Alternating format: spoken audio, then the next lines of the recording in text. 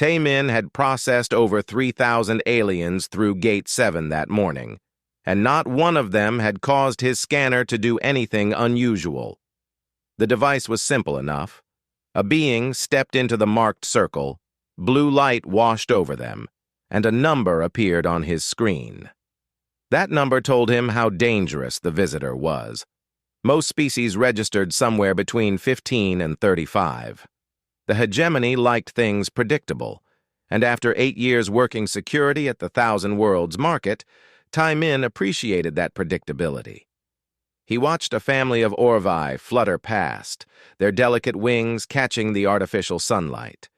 Their scanner readings had been 12, 11, and 9. Harmless. Beautiful creatures, really, with their crystal-like skin and gentle voices. Behind them came a Kravik merchant, all 4 arms loaded with cargo containers. The scanner had pinged 47, the highest reading Tae-min had seen all week.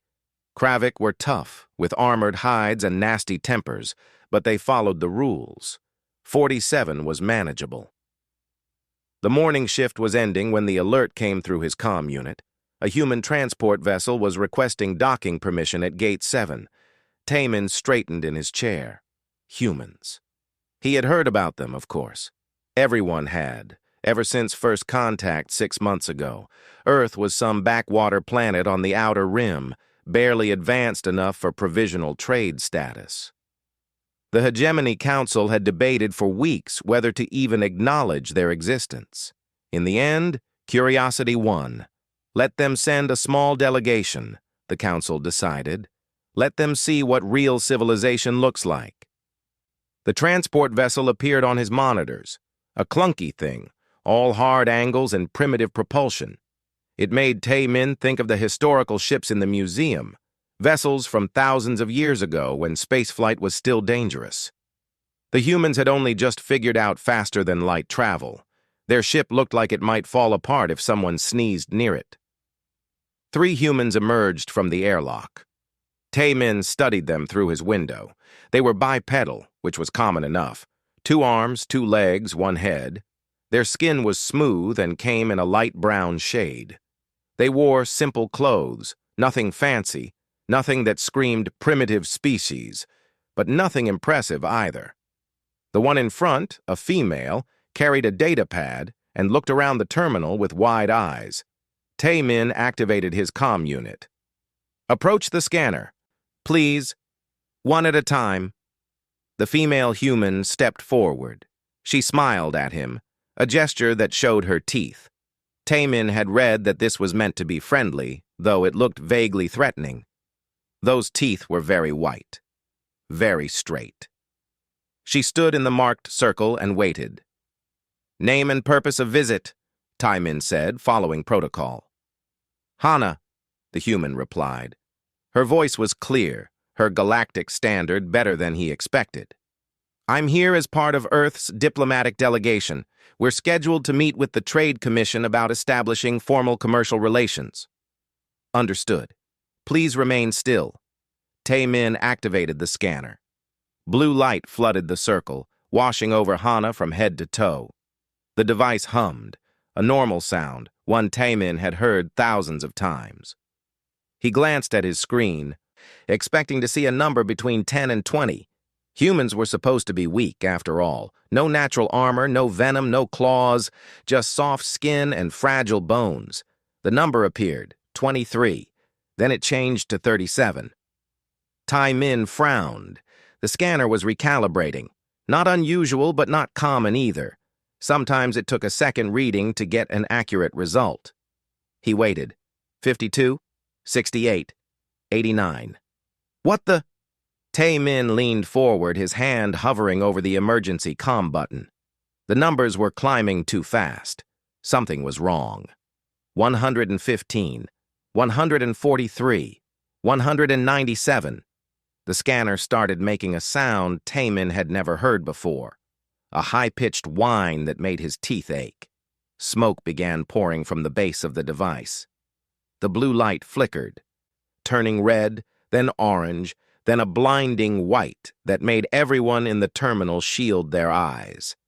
274. 312. 406. System error, Taemin whispered, but he knew better. The scanners never malfunctioned. They were hegemony technology, built to last millennia without failure. His hands moved on instinct, pulling up diagnostic screens, checking for interference, for viruses, for anything that might explain what he was seeing. 591, 648, 703. The scanner exploded. Not literally. There were no flames, no shrapnel. But every screen in Gate 7 went black, then flooded with red warning symbols. Emergency lights activated throughout the terminal. Blast doors began descending from the ceiling with a grinding whine, and through every speaker in the station, a synthesized voice echoed, "System Priority 1, Apex Predator detected. Initiate containment protocols." Taemin's blood went cold. He had heard those words exactly once before, during training. They were meant for theoretical scenarios, nightmare situations that existed only in ancient historical records. Species that had nearly destroyed the galaxy. Weapons so dangerous they had to be locked away forever. Quantum anomalies that could tear holes in reality itself. Not for a single unarmed diplomat from a species that barely knew how to build starships. Hana stood in the scanner circle, her hands raised in confusion. "Is something wrong?" she asked. "Did I do something?"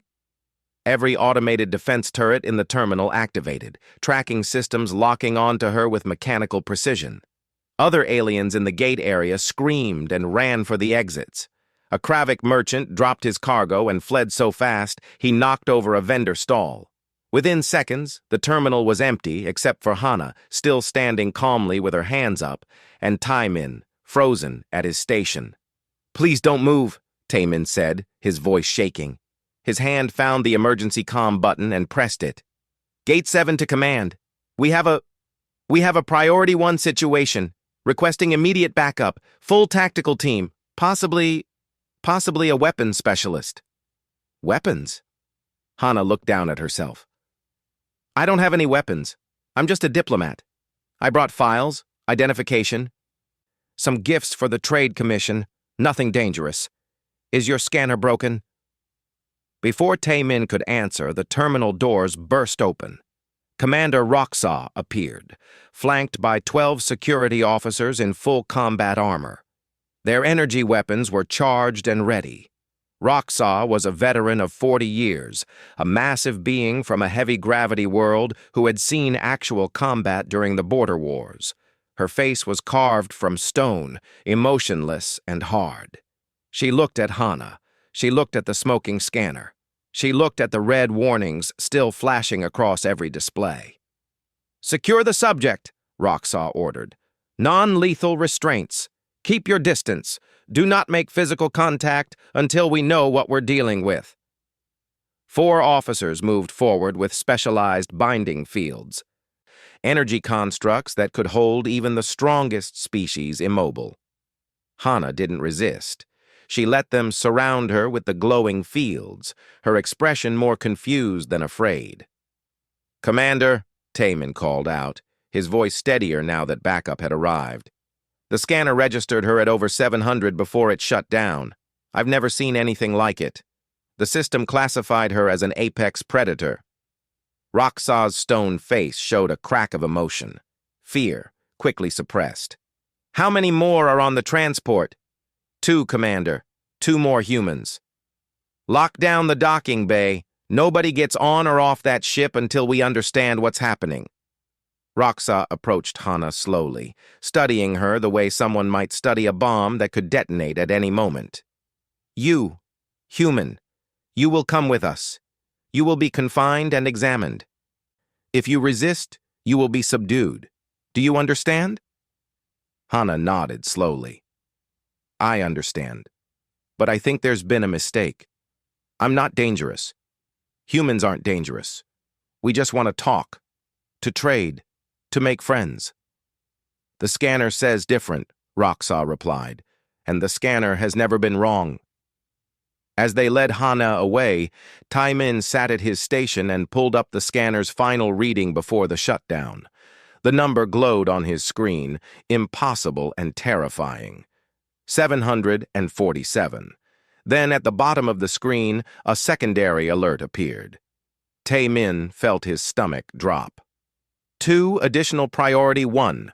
Signatures detected aboard human transport vessel. All 3 of them. Whatever humans were, whatever made them so dangerous, it wasn't just Hana. It was all of them. Tai-min reached for his comm unit to relay the information to Roxas, but his hand was shaking so badly it took 3 tries to activate the connection. 8 years of peaceful, boring security work had not prepared him for this. Somewhere in the locked-down terminal, alarms continued to wail, and Tai-min couldn't help but wonder, if 3 humans could make the station's security systems lose their minds, what would happen when Earth sent more? The holding cell was designed for the galaxy's worst criminals. Walls made of reinforced durasteel, energy barriers humming with enough power to contain a rampaging Kravik warlord, and monitoring systems that tracked every breath, every heartbeat, every microscopic movement. Hana sat on the metal bench, bolted to the floor, and tried very hard not to cry. She had dreamed about this moment for years. First contact with alien civilizations representing Earth among the stars, proving that humanity deserved a place in the greater galaxy. In her dreams, there had been handshakes and cultural exchanges and mutual fascination. There had not been weapons, containment protocols, and guards who looked at her like she might explode at any moment. Through the armored glass, she could see Commander Roxas and another alien, smaller with soft purple skin and multiple eyes that moved independently of each other. They were talking in low voices, occasionally glancing in her direction. Hana caught fragments through the cell's audio system. Completely normal biology. No cybernetic enhancements detected. Scanner has never malfunctioned like this. The purple-skinned alien approached the glass. Her voice came through speakers, calm and professional. "I am Bora, chief xenobiologist for this station. I need to ask you some questions. Please answer honestly." "Of course," Hana said, wiping her eyes quickly. "I want to help. I don't understand what's happening." "Have you received any genetic modifications? Any biological enhancements?" "No. Nothing like that. I'm completely natural." "Are you carrying any concealed weapons? Any devices that might interfere with scanning equipment?" I already told them, no. I have my data pad, my identification chip, and a small gift box for the Trade Commission. That's all. They already took everything and scanned it. There's nothing dangerous. Bora made notes on her own data pad. "What is your occupation on Earth?" "I'm a translator and cultural liaison. I studied xenolinguistics at university. I learned Galactic Standard from the database you sent us after first contact. I'm good with languages." Hana leaned forward slightly. "Please, can you tell me what's wrong? Why does your scanner think I'm dangerous?" Bora exchanged a look with Roxas. The commander's expression was still stone, but Bora's multiple eyes showed something that might have been sympathy. "The scanner rated you at 747. To put that in perspective, the most dangerous species in hegemony space, the Kravik, average around 45. The highest individual rating we have on record is a Kravik champion at 62. You registered more than 10 times higher than the most dangerous being we've ever encountered." Hana stared at her. That's impossible. I can barely do 20 push-ups. I've never been in a fight in my life. I get dizzy if I stand up too fast. How can your scanner think I'm dangerous?" "That," Bora said quietly, "is what we're trying to understand." The door to the observation area opened, and 2 guards entered, pushing 2 more humans in front of them. Hana jumped to her feet. "June! Mira!" The other 2 humans looked just as confused and frightened as Hana felt. June was tall and lanky, his pilot's jacket rumpled from rough handling. Mira was shorter, with oil stains on her engineer's coveralls and her hair tied back in a messy bun. They were placed in cells on either side of Hana's, separated by energy barriers but close enough to see each other. "What's happening?" Mira asked immediately. "They pulled us off the ship, scanned us, and suddenly we're prisoners. Nobody will tell us anything." "The scanner rated all three of you as apex predators," Roxaw said, her voice flat and hard. "All three of you registered over 700. The system classified you as Priority 1 threats, the highest danger level in hegemony classification. Only 17 Priority 1 alerts have been issued in 40,000 years of recorded history. 15 were for extinct species that nearly destroyed galactic civilization. You are numbers 18, 19, and 20. June laughed, a short, nervous bark of sound. "You're joking, right? Look at me. I'm a pilot. I fly ships from point A to point B. Mira fixes engines. Hana translates languages. We're not warriors. We're not soldiers. We're just regular people." "The scanner does not make mistakes," Roxaw replied. "Then maybe there's something wrong with the scanner," Mira shot back. She crossed her arms, her engineer's mind clearly working through the problem. "Have you tested it with other species since we arrived? Maybe it's malfunctioning across the board?" Bora nodded slowly. "We thought of that. We've processed 47 beings through backup scanners since the incident. All showed normal readings. The malfunction appears to be specifically related to humans." "Great," June muttered. "We broke their scanner just by existing. That's a fantastic first impression." Bora spent the next 3 hours running tests. She took tissue samples, blood samples, scans of bone density and muscle composition. She measured reaction times, lung capacity, grip strength. Every test showed the same result. The humans were completely, utterly ordinary. By their own species standards, all three were average. Hana had slightly better language processing. June had reflexes tuned by years of piloting. Mira had the strong hands of someone who worked with tools, but nothing exceptional, nothing that would explain the scanner readings. Roxaw watched the tests with growing frustration. Finally, she spoke. "I want to run a combat assessment." Bora's eyes widened. "Commander, that seems excessive." "The scanner says they're apex predators. I need to know if that's true." Roxaw turned to Hana. "You, human, will you consent to a controlled combat test?" Hana's heart hammered in her chest. "Combat? I don't know how to fight." "You don't have to win. You just have to survive for 30 seconds against a trained opponent. If you're truly not dangerous, you'll be quickly subdued and we'll know the scanner is wrong. If the scanner is right..." Roxaw let the sentence hang. "And if I refuse?" "Then you stay in this cell until we find another way to verify the scanner readings. That could take weeks, months, possibly years." Hana looked at June and Mira. Both looked as terrified as she felt. But she could also see the calculation in their eyes, the same calculation she was making. Stay locked up indefinitely, or take a risk that might clear their names. "Okay," Hana said quietly. "I'll do it." 20 minutes later, Hana stood in the center of a combat arena. The space was designed for training exercises, with padded floors and energy barriers to prevent injury to spectators. Roxaw, Bora, and a dozen other station personnel watched from behind protective glass. Across the arena stood a Kravik warrior named Vex Kor, 4 arms, each corded with muscle, his armored hide scarred from years of sanctioned duels. Vex Kor looked at Hana and snorted. "This is the great threat? This soft thing?" Hana tried to control her breathing. She had taken exactly 3 self-defense classes in college and remembered nothing useful. Vex Kor outweighed her by at least 150 kilograms. His arms alone looked thicker than her entire torso. Roxaw's voice came through speakers. "The test will last 30 seconds. Vex Kor will attempt to subdue you using non-lethal techniques. Defend yourself as best you can.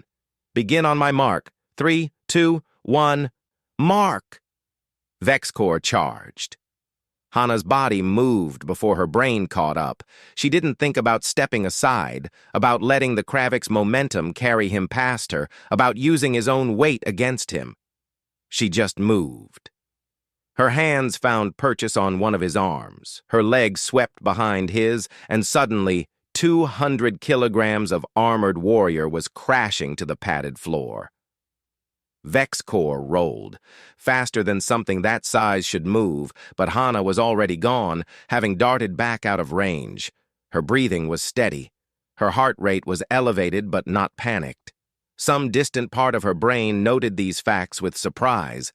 The Kravik came at her again, all four arms reaching to grapple. Hana ducked under one arm, deflected another, and drove her elbow into a joint in his armor. Vexcore grunted in pain and surprise. 17 seconds had passed. Enough of this, Vexcore growled. He stopped trying to be careful, stopped treating Hana like a fragile thing. He attacked with the full force of a warrior who had killed in 17 sanctioned duels. Hana met him head-on. What happened next lasted only 6 seconds, but Bora's recording equipment captured every detail. Hana moved with efficiency that seemed impossible for a bipedal species with no combat training. She didn't overpower Vexcore. She outmaneuvered him. Every attack he launched, she was already responding to before it fully developed. Her eyes tracked movement with predatory precision. Her body used leverage and momentum the way an experienced martial artist might, except Hana claimed she had never studied combat. At the 23-second mark, Vexcore was on the ground, unconscious, with Hana's arm wrapped around his thick neck in a hold that had cut off blood flow to his brain. Hana released him immediately and stumbled backward, her hands shaking. "Is he okay? Did I hurt him? I didn't mean to. I just reacted." Medical personnel rushed in to check on Vexcore. He was fine, already groaning and stirring. But in the observation area, absolute silence reigned. Bora checked her instruments with trembling hands. "Commander, her heart rate during the fight never exceeded 130 beats per minute. She wasn't even breathing hard. And the combat assessment AI analyzed her technique. She made 17 optimal tactical decisions in 23 seconds. That's not possible without advanced training." "I don't have training," Hana insisted, her voice breaking. "I don't know what happened. I just wanted to not get hurt." Roxas stood frozen, her stone face finally showing real emotion, not fear, but something like awe. "The scanner didn't malfunction," she whispered. "It saw exactly what she is." That night, Bora sat in her office, reviewing footage of the fight for the 20th time. Each replay confirmed what she had seen. Hana was holding back. Her biometrics showed capacity she hadn't used. The real question wasn't whether humans were dangerous. The question was how dangerous they actually were. Bora opened a comm channel to Hegemony High Command. "This is Chief Xenobiologist Bora, Thousand Worlds Market. I'm requesting an emergency science team be dispatched to Earth immediately.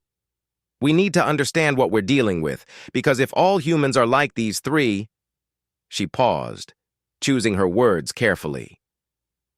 "Then we may have just made contact with the most dangerous species in the galaxy." The Hegemony research vessel entered Earth's solar system 3 weeks after the incident at the Thousand Worlds Market. Bora stood on the observation deck, watching the blue and white planet grow larger on the view screen. Beautiful, she thought. Deceptively peaceful. Commander Roxa joined her, armor replaced with standard field gear, but still looking ready for combat. "Initial scans are complete. The planet is concerning." "Concerning how?" Roxa gestured to a display panel. "Gravity is 1.4 times galactic standard. Atmospheric oxygen content is 21%, 3% higher than safe levels for most species. Tectonic activity is extreme. Weather patterns that would be classified as natural disasters on other worlds happen here regularly. And the day-night cycle—" She paused. The planet rotates fast enough that beings experience significant periods of total darkness. Most civilized species find that disturbing. Bora studied the data with growing unease. Every measurement suggested Earth was not a nurturing environment. It was a place that tested anything living on it, constantly. What about the biosphere? That's even more concerning. We've cataloged over 8 million distinct species, and preliminary analysis suggests most of them are significantly more dangerous than their equivalents on other worlds. I've flagged several hundred organisms for immediate hazard classification. The research team landed in what humans called a nature preserve in the Korean peninsula. The human government had offered them a safe location for study, promising minimal interference. As the landing ramp descended, Bora took her first breath of Earth air. It tasted aggressive. That was the only way she could describe it. Rich with oxygen, thick with organic compounds, carrying scents both sweet and sharp. Her respiratory system, evolved on a gentler world, struggled to process it efficiently. Around her, 3 team members immediately donned breathing apparatus, their biology unable to handle the atmosphere at all. A human delegation waited at the landing site. They smiled, that teeth-showing gesture, and waved. One of them, a scientist named Hyun, approached with apparent friendliness. "Welcome to Earth. We've prepared facilities for your research team. Please let us know if you need anything." "Actually," Bora said carefully, "one of my team members was bitten by a small insect during setup. He's in our medical bay.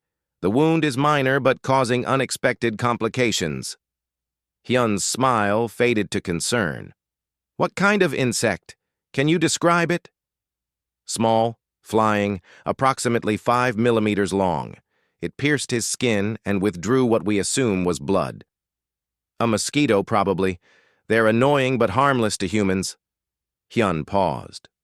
"Well, mostly harmless. Some carry diseases, but we have vaccines for those. Is your team member going to be okay? The compounds introduced by the insect's bite are toxic to his species. We've stabilized him, but he'll need to remain in medical care for several days." Bora made notes on her datapad. "This is exactly the kind of information we need to gather. What you consider a minor nuisance could be fatal to other species." Over the following days, Bora's team documented Earth's hostility with growing alarm. The gravity made movement exhausting for anyone not adapted to it. The weather changed rapidly. Clear skies would give way to violent rainstorms with almost no warning. The temperature swings between day and night were dramatic enough to require constant environmental suit adjustments. But the wildlife was what truly horrified them. Bora stood in the observation blind, watching a small Earth mammal through her recording equipment. The creature was called a cat and was apparently kept as a companion animal by humans. It weighed perhaps 4 kilograms. Humans considered it cute. The cat moved through tall grass with liquid grace, stalking something Bora couldn't see. Its eyes, forward-facing predator's eyes, tracked movement with intense focus. Then it pounced, revealing retractable claws that would rate as effective weapons on most worlds. The prey, a small rodent, never had a chance. "Fascinating," Bora murmured into her recorder. "The companion animal exhibits hunting behavior that would make it a successful predator on approximately 70% of known worlds. Retractable claws, binocular vision, reflexes. I'm estimating at 3 times faster than galactic standard, and humans keep these in their homes, for companionship." She pulled up her growing database of Earth species. Cows, massive herbivores that could trample threats to death and outweighed most sapient beings. Deer, skittish creatures that nonetheless had bone protrusions from their skulls designed to gore attackers. Dogs, pack hunters with jaw strength that could crush bone, kept as pets and best friends. Even the birds had sharp beaks and talons that could cause serious injury. The apex predators were nightmare fuel. Bears that could weigh 400 kilograms, move at speeds that should be impossible for their mass, and possessed enough strength to tear through metal. Crocodiles with bite forces that exceeded most industrial equipment. Sharks with sensory systems so advanced they could detect electrical impulses from a heartbeat. And humans lived among all of this. Not just survived, lived. Built cities, raised families, went about their daily business while surrounded by creatures that the hegemony would classify as extreme threats. Medical Officer Hyun provided even more disturbing data during his examinations of human volunteers. "I need you to understand," he told Bora, "that everything I'm about to tell you would be considered abnormal, possibly impossible, by hegemony medical standards." He displayed a holographic model of human skeletal structure. "This is designed to withstand impacts that would shatter the bones of most species. Humans regularly survive falls from heights that would kill others. Their bones can break and then heal, often stronger than before. Look at this joint structure. It allows for both precision manipulation and the application of significant force.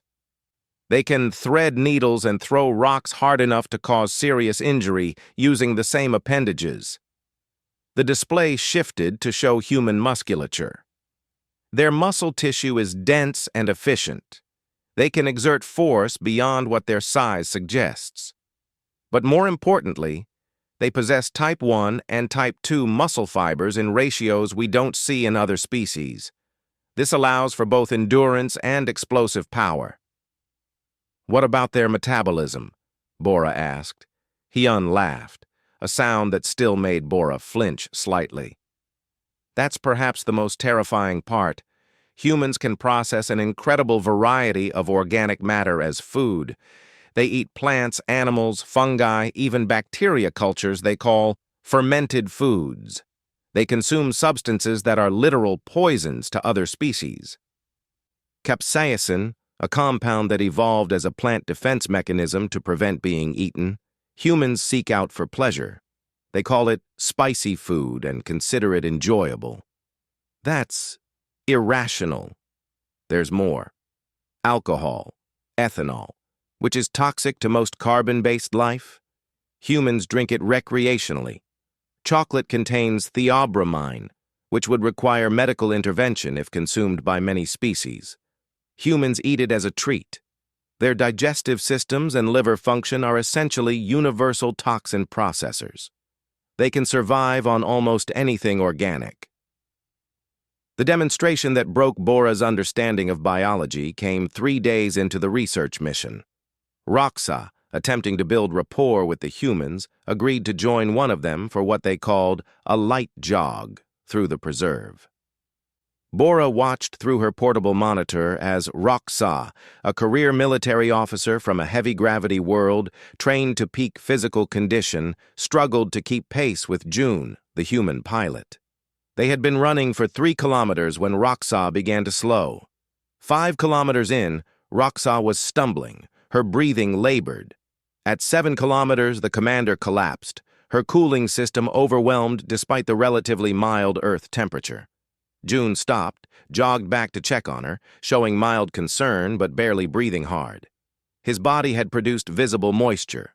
Sweat, the humans called it, but he seemed otherwise unaffected. "Are you okay?" June asked, helping Roxa to a sitting position. "We can rest if you need to. I thought we were going pretty slow." Roxa couldn't answer, focused on simply getting oxygen into her lungs. Medical personnel arrived to check her condition. She would be fine after rest and hydration, but the message was clear. Bora reviewed the data that evening, cross-referencing everything she had learned. Humans were pursuit predators. She had found references to this hunting style in ancient historical records, but no living species in the hegemony still hunted this way. The concept was simple, but horrifying. Humans chased their prey until the prey collapsed from exhaustion. On Earth, that made sense. In an environment this hostile, with competition this fierce, only the most relentlessly efficient could survive. Humans couldn't outrun most prey in a sprint. They couldn't overpower large animals with strength, so they evolved something else, the ability to just keep going. To chase an animal for hours, for days if necessary, until it physically couldn't run anymore. No wonder the scanner had rated them as apex predators. Every adaptation Bora cataloged was designed for one purpose: survival in impossible conditions. Humans were what happened when evolution was pushed to its absolute limit, when a planet gave no quarter and demanded everything from its inhabitants. That night, Bora composed her report for the Hegemony Council. She chose her words carefully, knowing they would cause panic. Earth is a Class 12 death world, the highest classification in hegemony records. The dominant species, humans, are the product of millions of years of evolution in an environment that would kill most known sapient beings within weeks. They are persistence predators with cognitive abilities sufficient for tool use and abstract thought. They possess skeletal structures designed for impact resistance, muscular systems optimized for both endurance and explosive force, and metabolic processes capable of extracting energy from nearly any organic matter. Their companion animals would be considered dangerous wildlife on most civilized worlds. Their climate requires constant adaptation to temperature extremes, violent weather, and day-night cycles that many species find psychologically disturbing. She paused, then added the conclusion that frightened her most. Recommendation: humanity represents an unprecedented variable in galactic civilization. Their threat assessment is not an error. It is an accurate measurement of what a death world produces when it creates sapient life. Threat level: incalculable. Suggested classification: proceed with extreme caution but do not antagonize. If hostile, humanity may be unstoppable. If allied, they may be exactly what the galaxy needs for challenges we cannot yet imagine. The Council of Seven Voices met in emergency session for the first time in 300 years.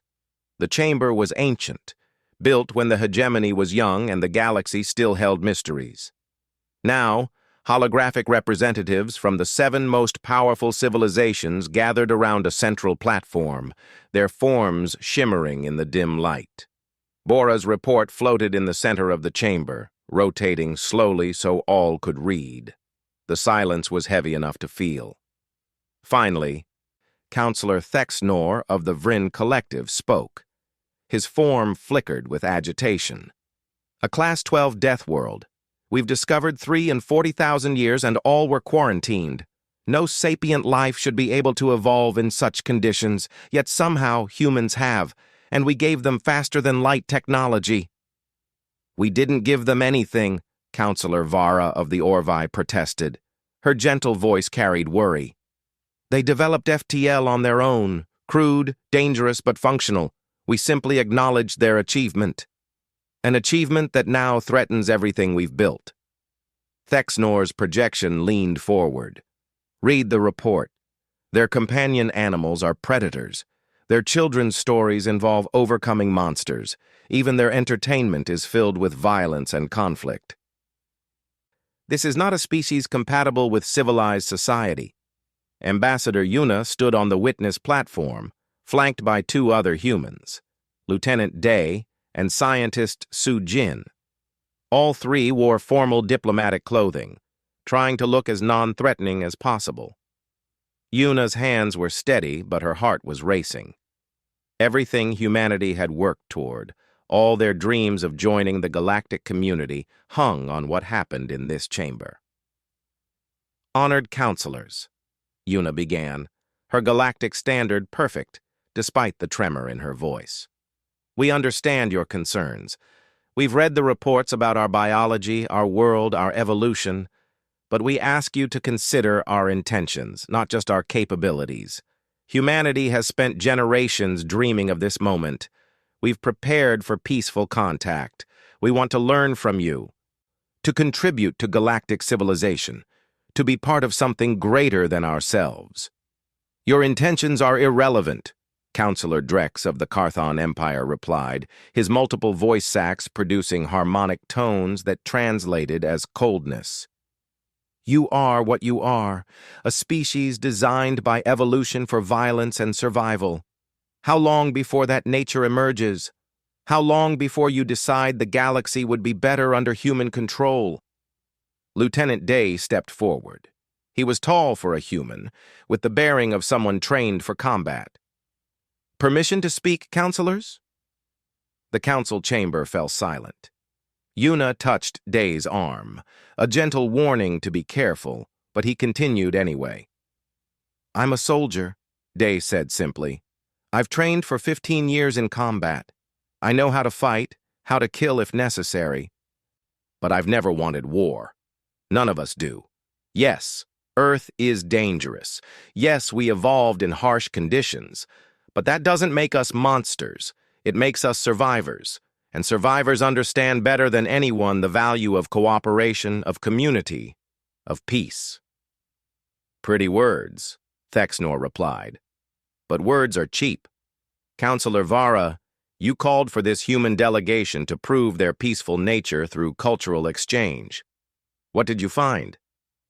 Vara's projection dimmed slightly, a sign of distress in her species. The cultural materials were concerning. Human entertainment frequently depicts violence. Their music often discusses struggle and conflict. Even their children's stories involve protagonists overcoming threats through combat or cunning. Their sports are ritualized competitions, many involving physical contact that would be considered assault in other cultures. Su Jin spoke up, her voice carrying the patience of a teacher explaining a difficult concept. With respect, counselor, you're misunderstanding context. Yes, our stories involve conflict, because conflict creates growth. Our heroes overcome challenges, but the point isn't the violence. It's the perseverance, the choice to keep going despite difficulty. Our music discusses struggle because we value resilience. Our sports are competitive because we believe in pushing ourselves to be better. And that, Thexnor said, is precisely the problem.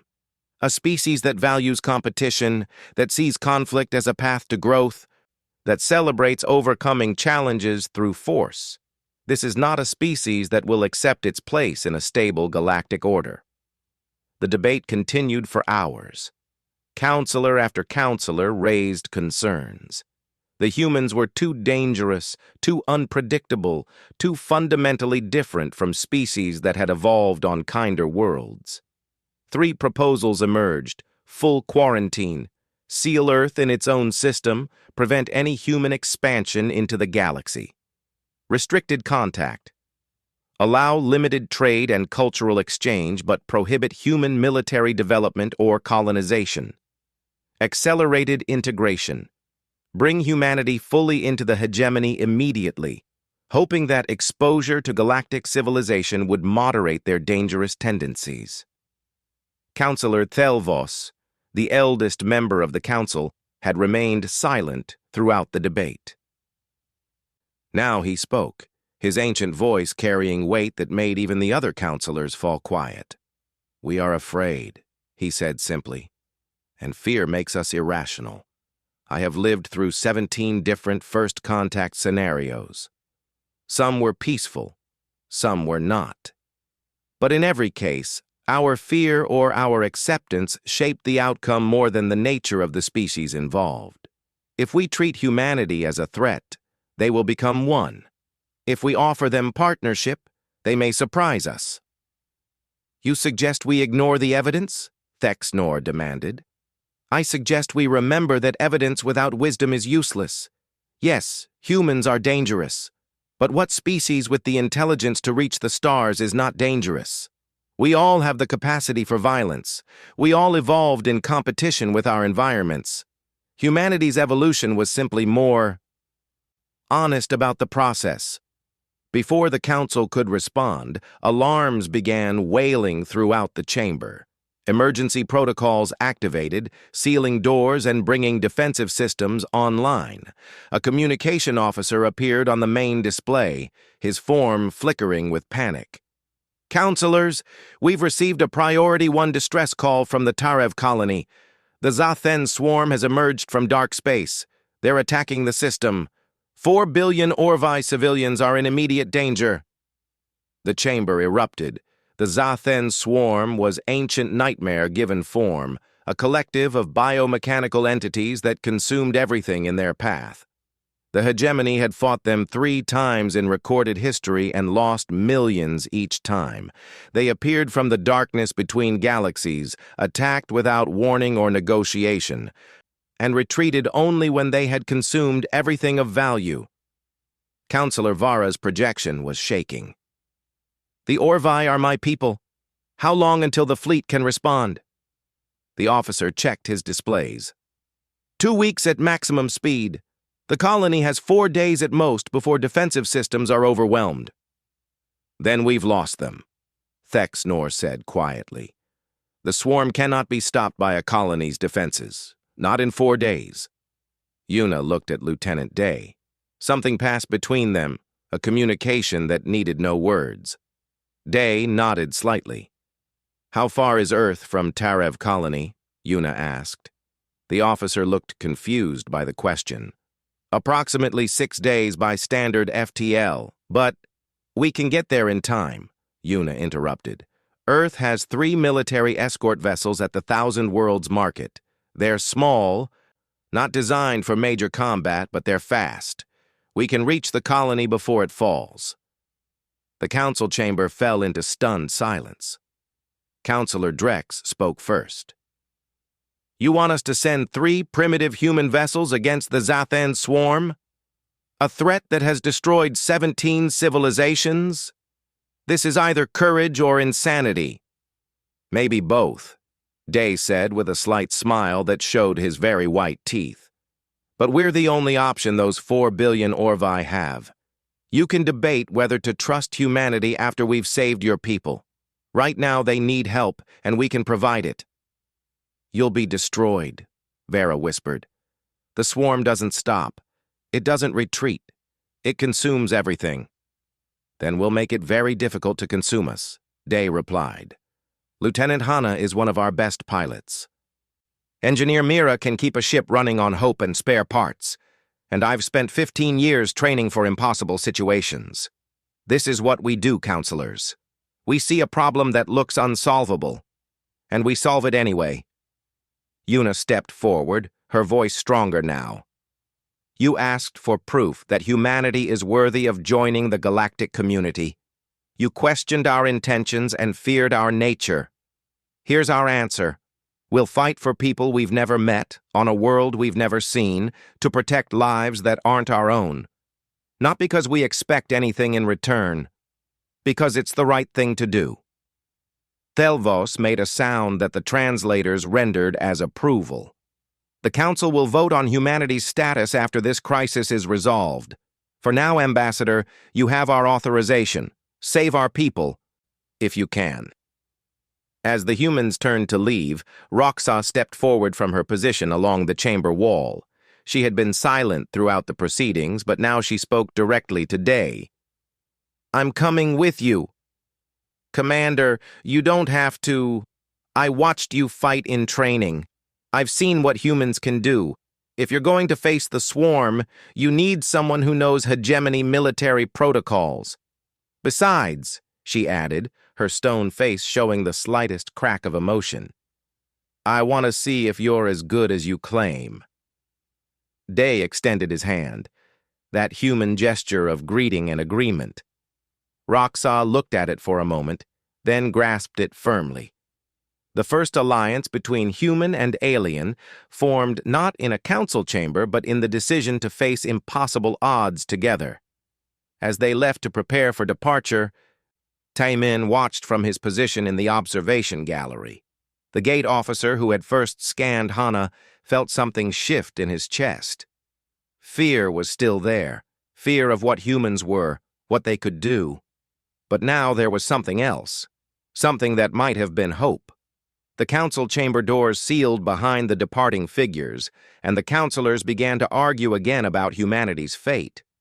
But the real test was no longer in this chamber. It was 6 days away, where 3 human ships would face a threat that had broken fleets and shattered worlds. And the galaxy would finally learn what apex predators could do when they chose to protect instead of prey. The 3 human ships dropped out of FTL at the edge of the Tarev system, and Hana immediately knew they were too late to prevent disaster. The tactical display showed a nightmare painted in red warning symbols. Orbital defense platforms drifted as dead metal shells. Debris fields marked where colony ships had tried to evacuate. And everywhere, spreading across the system like a disease, were the Zathen. Mother of... June's voice cut off as he processed what they were seeing. There must be millions of them. The swarm entities showed on sensors as individual units, but they moved as one organism. Biomechanical constructs the size of fighter craft, each one studded with cutting tools and consumption mechanisms. They flowed through space like a school of fish, perfectly coordinated, utterly relentless.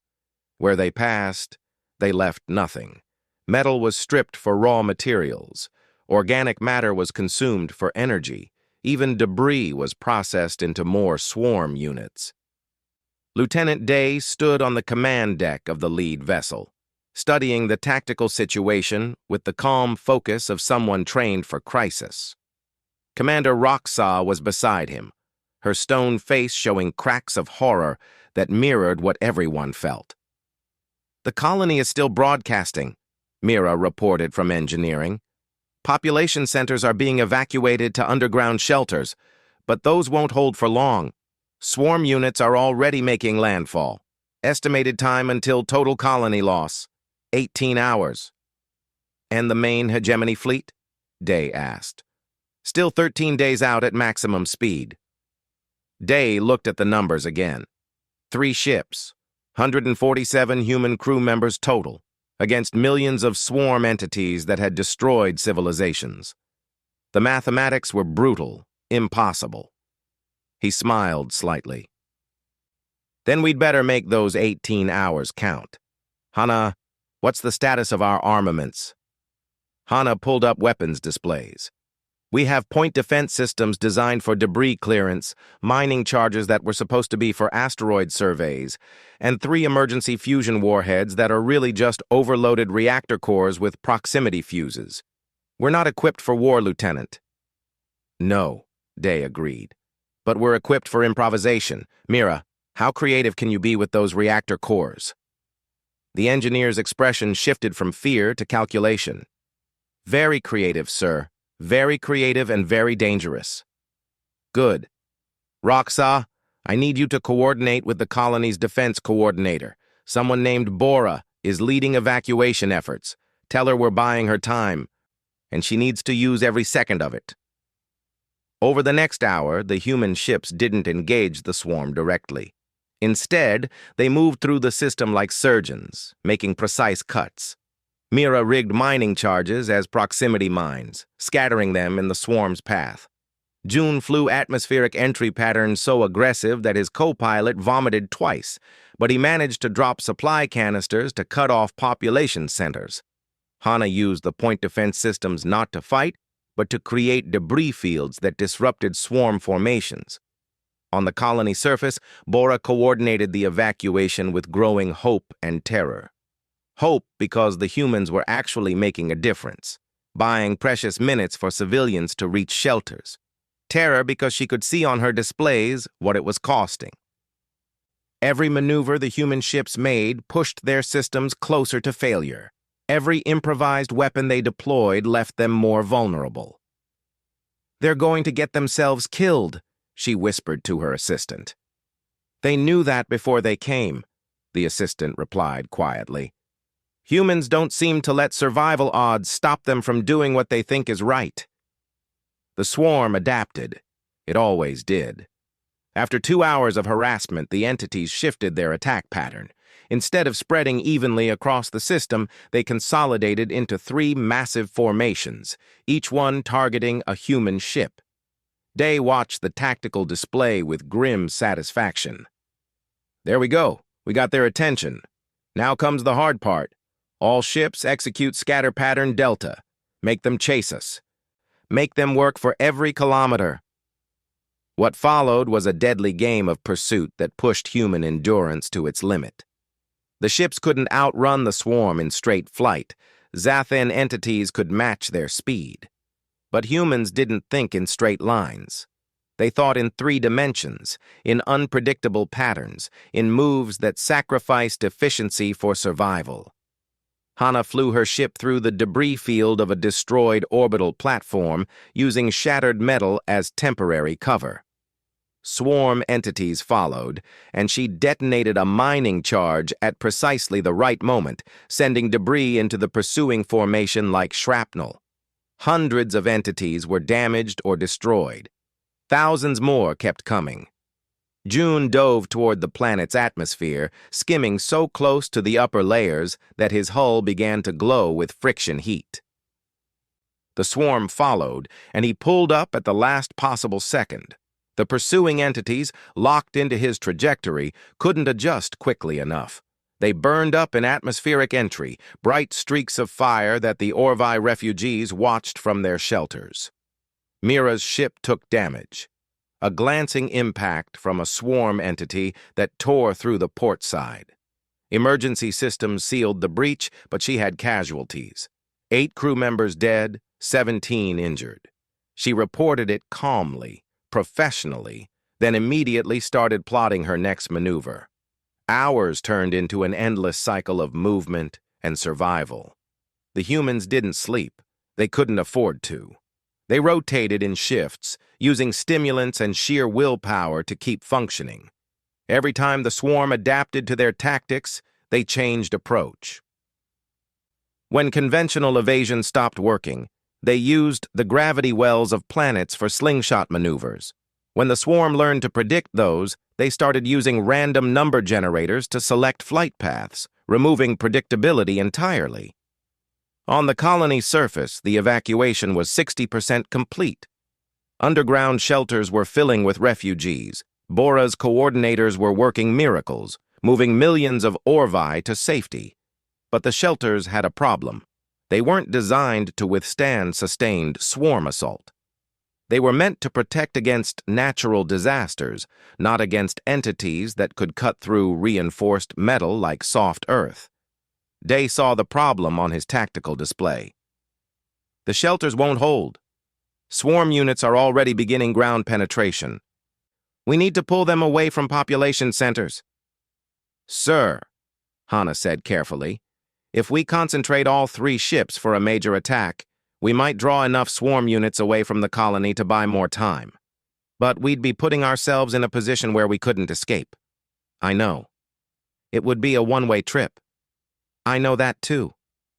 Roxaw had been silent for the past hour, watching the humans fight with a growing sense of awe and horror. Now she spoke. There has to be another way. Your species can't afford to lose your best pilots and soldiers in a sacrifice play. Day looked at her, and his expression was gentle but firm. Commander, I appreciate the concern, but we didn't come here to survive. We came here to save 4 billion people. If that requires sacrifice, then that's the price we pay. Before Roxaw could respond, Mira's voice came through communications, tight with pain and determination. Lieutenant, I have an alternative. It's crazy, and Bora's science team is going to hate it, but it might work. The swarm units operate on a networked system, right? They coordinate through some kind of shared intelligence? That's what hegemony records indicate. Why? Because I can overload our fusion reactor and time the explosion to create an electromagnetic pulse that will disrupt their coordination. It won't destroy them all, but it should scatter the formation enough to buy the colony the time it needs. The other 2 ships can continue harassment while the swarm is in disarray. Mira, that would require someone to stay with the ship until detonation, to keep adjusting the reactor parameters. I know, sir. I'm volunteering. I'm the only one who can calibrate the explosion correctly, and my ship has already taken damage. Makes sense to use the wounded vessel for the sacrifice play. The communication channel went silent for a long moment. Day closed his eyes, taking a breath that hurt. Mira, you don't have to— Yes, sir, I do. Because that's what we do. That's what humans do. We see a problem and we solve it, even if it costs us everything. Her voice softened slightly. Tell my family I was brave, Lieutenant. Tell them I didn't hesitate, and tell them that humans don't abandon people who need help. The next 30 minutes were carefully coordinated chaos. Mira's ship made one final run through the swarm formations, drawing as many entities as possible into pursuit. She flew straight for the largest concentration of swarm units hovering over the colony's main population center. Behind her, thousands of biomechanical horrors followed, sensing prey they could finally catch. In the underground shelters, 4 billion Orvi held their breath. On the other 2 human ships, crew members worked through tears, maintaining their positions and preparing to continue the fight. And on Mira's ship, the engineer made final adjustments to the reactor, her hands steady despite knowing what was coming. Reactor reaching critical mass, she reported, her voice calm. Detonation in 30 seconds. 25. 20. Mira, Day said quietly. It's been an honor. The honor was mine, sir. Tell Earth we represented them well. 15 seconds. 10. The explosion that followed was visible from orbit, a sphere of pure energy that expanded with devastating force. The electromagnetic pulse rippled outward, washing over swarm entities like a wave. Their coordination shattered. Millions of individual units suddenly lost connection to the collective intelligence, becoming confused and disoriented. They scattered in all directions, their perfect formation dissolving into chaos. In that chaos, the colony's automated defenses came back online. Point defense systems that had been overwhelmed by coordinated assault suddenly found individual targets they could track and destroy. The underground shelters sealed completely, their reinforced doors holding against the now disorganized swarm units, battering against them. The 2 remaining human ships moved through the confusion like predators among prey, using precision strikes to eliminate any swarm units that threatened population centers. They were running on fumes and determination, their systems pushed far beyond safe limits, but they kept going. 18 hours after the human ships arrived, the main hegemony fleet emerged from FTL. Hundreds of warships, bristling with weapons designed specifically to fight the swarm. They entered a system that should have been consumed, a colony that should have been destroyed. Instead, they found underground shelters filled with 50 million living Orvi. Swarm formations, scattered and vulnerable, and 2 battered human ships still fighting despite having no fuel reserves left and systems failing across the board. Fleet Admiral Kenthva studied the tactical reports in stunned silence. By every calculation, the colony should have fallen. The mathematics allowed no other outcome. Yet somehow, against impossible odds, humanity had bought enough time for the fleet to arrive. Casualties? He asked quietly. His tactical officer checked the reports. Human casualties. 58 dead, including engineer Mira, who piloted the sacrifice vessel. 41 wounded. Colony casualties. 217,000 Orvi killed before evacuation was complete. 49,783,000 survivors. Nearly 50 million people alive because a species the galaxy feared had chosen to protect instead of prey. Admiral Kenthva opened a communication channel to the surviving human ships. Lieutenant Day, this is Fleet Admiral Kenthva. Your ships are out of fuel and critically damaged. We're sending recovery vessels to retrieve your crews. Stand down and await assistance. Day's response was slow, his exhaustion evident. Copy that, Admiral. We're ready to stand down. The colony is secure? The colony is secure. You bought us the time we needed. The swarm is in disarray and we have the firepower to finish them. You did the impossible, Lieutenant. We did what anyone would do, Admiral. We helped people who needed help. As recovery vessels moved in to collect the human crews, Bora stood in the command center of the colony's primary shelter, watching the rescue operation unfold. Around her, HFY civilians were emerging from underground, blinking in the light. Alive because humans they had never met had decided their lives were worth saving. She pulled up her communicator and sent a message directly to the Hegemony Council. The report from Tarev Colony. Recommendation: immediate full membership for humanity.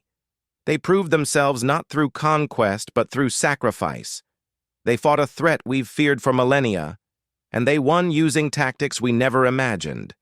We don't need to fear them. We need them. Because the galaxy is vast and dangerous, and sometimes the only thing standing between survival and extinction is someone willing to do the impossible.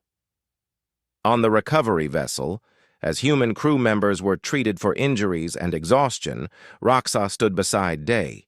The human lieutenant was barely conscious, held upright more by stimulants than actual energy. But he was smiling slightly. "You were right," Roxas said quietly. "About humans, about what you are." "What are we?" Day asked, his words slurring slightly. "Survivors who choose to save others, predators who hunt only threats, warriors who fight for peace." She paused. "Friends, you're friends, Lieutenant, and the galaxy is better for having you." Day nodded once, then finally allowed himself to collapse into the medical bed. Around him, his crew rested for the first time in 2 days. They had done the impossible. They had changed the galaxy's understanding of what humanity was. And thousands of light years away, on Earth, a memorial was being planned for Engineer Mira and the 57 others who had given everything to save people they would never meet. Their sacrifice would be remembered. Their choice to protect instead of prey would define humanity's relationship with the stars. The scanner had been right. Humans were apex predators. But what the scanner couldn't measure, what no technology could quantify, was that humanity had evolved beyond simple predation. They had become something the galaxy had never seen. Predators who chose to protect the weak, warriors who fought for peace, survivors who understood that true strength meant helping others survive too. The galaxy would never be the same.